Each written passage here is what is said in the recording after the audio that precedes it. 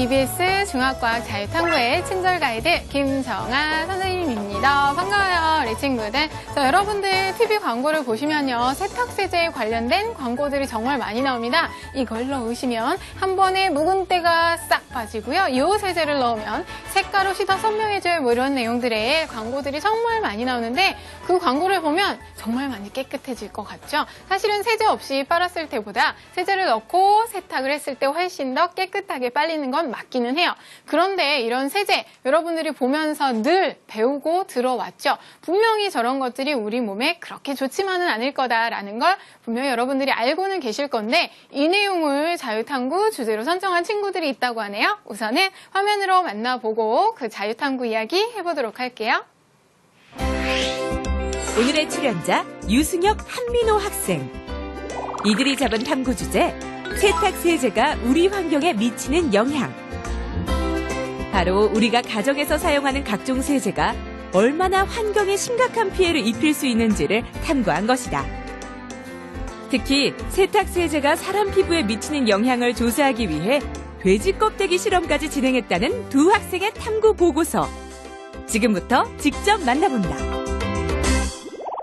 자, 우리 친구들 만나봤는데요. 선생님이 과학 선생님이라서 기본적으로 수업을 할 때 환경오염에 대한 이야기를 참 많이 얘기를 해요. 그런데 이 자유탐구 수업을 하면서 더 많이 환경오염에 대한 걸 얘기하는 것 같고 선생님도 매번 이런 거 할 때마다 나부터 조심해야겠다라는 생각을 하게 되는데 오늘 자유탐구를 수행한 친구들도 이런 맥락에서 자유탐구 수행을 시작해 본 것 같아요. 자, 그러면 오늘의 자유탐구 살펴보기 위해서 어떠한 배경 지식이 필요할까? 선생님이 쭉 살펴보니까 크로마토그래피에 관련된 내용들이 나와 있더라고요. 우리 친구들이 어떤 내용을 확인하는 과정에서 크로마토그래피를 살펴봤는데요. 이 크로마토그래피가 중학교 3학년 혼합물의 분리단원에서 우리가 배울 수 있는 내용입니다. 그래서 오늘 배경 지식 크로마토그래피로 쌓아가 보도록 하겠습니다. 자, 크로마토그래피라고 하는 것은 혼합물을 용매에 녹였을 때 각 성분 물질이 용매를 따라 이동하는 속도 차이를 이용했습니다. 이게 우리가 크로마토그래피를 할 때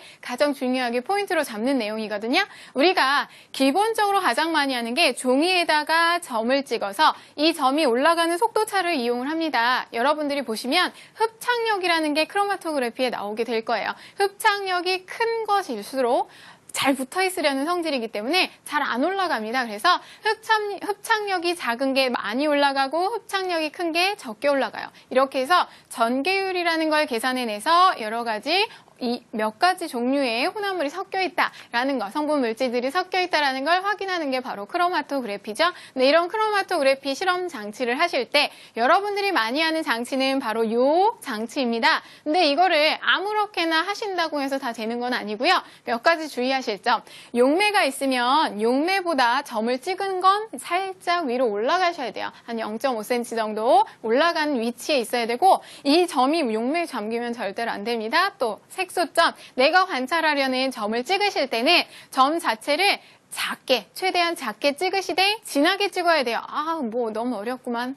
여러 번 찍으시면 됩니다. 단 작게 찍으실 거. 그렇게 해서 쭉 올라가게 되는데요. 이렇게 쭉 올라갈 때 여러분들이 이 마개를 막아주지 않으면 자연 증발이 일어나면서 마르기 때문에 제대로 된 실험을 하실 수가 없습니다. 코르크 마개 막아주시고요. 용매 증발을 억제하기 위해서 막아주는 거고 또 여러분들이 실험을 완료를 하실 때는 이 용매가 끝까지 올라오기 전에 스톱하셔야 된다는 거 기억을 해두실게요. 자, 그러면 이러한 크로마토그래피는 어떤 원리를 이용한 걸까? 조금 더 자세히 얘기를 해보시면 색소점에서 혼합물의 성분들이 이렇게 쭉 올라가기 시작을 합니다. 그런데 흡착력이라는 게 다르다라고 얘기를 했죠. 흡착력이 달라서 지금 이 파란색과 주황색을 보시면요. 주황색은 많이 올라왔어요. 이만큼 올라갔는데 파란색은 요만큼밖에 올라가지 않았죠.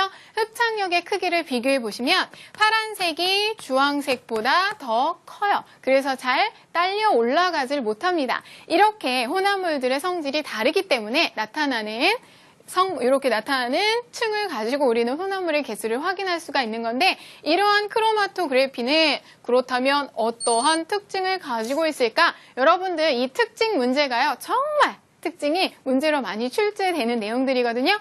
혹시 아직 이 내용에 대해서 시험을 보지 않은 친구들은 알아두시면 분명히 도움이 될 겁니다. 먼저 첫 번째, 복잡한 혼합물도 한 번에 분리를 하실 수가 있어요.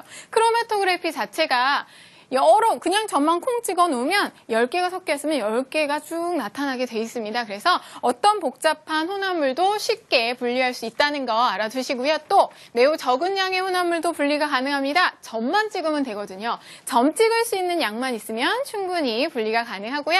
또 세 번째, 성질이 매우 비슷한 물질의 혼합물도 분리할 수 있다. 일반적으로 혼합물을 분리할 때는 밀도가 많이 차이가 난다거나 용해도 차이가 엄청나게 난다거나 이런 것들을 이용해서 우리는 분리를 하는데, 지금 이 크로마토그래피 같은 경우는 그런 특성이 딱히 차이가 나지 않는다 하더라도 쉽게 분리할 수가 있습니다. 그리고 실험 방법이 비교적 간단하고 걸리는 시간도 매우 짧아요. 그래서 우리는 크로마토그래피를 이용해서 많은 것들을 분리해내고 있죠. 그런데 이 크로마토그래피를 우리 친구들이 사용했습니다. 그래서 선생님이랑 배경 지식으로 공부를 해봤는데요. 자, 이 정도 배경 지식을 쌓아봤으면 오늘의 자유탐구 여행 시작해도 되겠죠? 그럼 우선은 오늘 출연한 친구들과 함께 인사부터 나눠보도록 할게요. 우리 친구들 각자 소개 좀 부탁드려요.